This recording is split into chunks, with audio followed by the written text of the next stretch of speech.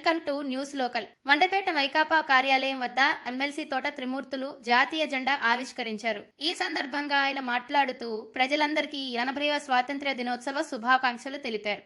మన భారతదేశంలో ఉన్న యువశక్తి ప్రపంచంలో ఎక్కడా లేదని, భవిష్యత్తులో ప్రపంచాన్ని శాసించే స్థాయికి భారతదేశం ఎదగాలని మనస్ఫూర్తిగా కోరుకున్నారు. అదేవిధంగా దేశానికి స్వాతంత్ర్యం వచ్చి 79 ఏళ్లు పూర్తయిన ప్రస్తుత విధానాలతో ఆంధ్రులు స్వాతంత్ర్యాన్ని కోల్పోయారన్నారు. దేశమంతా అంబేద్కర్ రాజ్యాంగం అమలవుతుంటే మన రాష్ట్రంలో రెడ్ బుక్ రాజ్యాంగం అమలు కావడం సిగ్గుచేటన్నారు. ఈ కార్యక్రమంలో కరి పాపారాయుడు, రెడ్డి రాధాకృష్ణ, వల్లూరి రామకృష్ణ, సూరంపూడి సత్యప్రసాదర, మందపల్లి రవి, సలాది వీరబాబు, సాధనాల శివభగవాన్ తదితరులు జెండా వందనం చేశారు.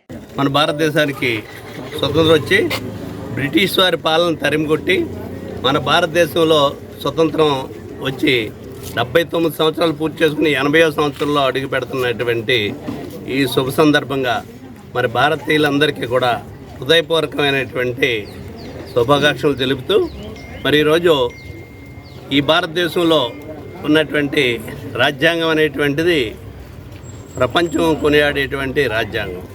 అటువంటి రాజ్యాంగాన్ని మనకు రచించినటువంటి బాబాసాహెబ్ అంబేద్కర్ అటువంటి రాజ్యాంగ విలువను కాపాడుతూ మన భారతదేశాన్ని ప్రపంచ దేశాలతో పోటీ పడేటువంటి విధంగా అన్ని రంగాల్లోని కూడా భారతదేశం ముందంజని చెప్పుకోవడానికే చాలా గర్వపడుతున్నాం.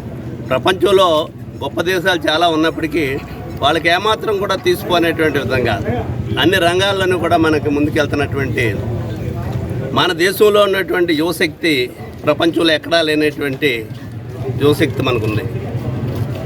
భవిష్యత్తులో ప్రపంచాన్ని శాసించేటువంటి స్థాయికి మన భారతదేశం రావాలని చెప్పేసి కోరుకుంటూ మరి మన భారతదేశానికి రాజ్యాంగాన్ని అందించినటువంటి అంబేద్కర్ రాజ్యాంగం ఏదైతే అమలు జరుగుతుందో ఆ అంబేద్కర్ రాజ్యాంగాన్ని దేశం అంతా పాటిస్తున్నప్పటికీ కూడా దురదృష్టి చేస్తూ మన ఆంధ్రప్రదేశ్లో భారత రాజ్యాంగం కాకుండా అంబేద్కర్ రాజ్యాంగం కాకుండా రెడ్ బుక్ రాజ్యాంగం అనేటువంటిది పరిపాలన చేయడం అనేటువంటి చాలా దురదృష్టకరమైనటువంటి విషయం.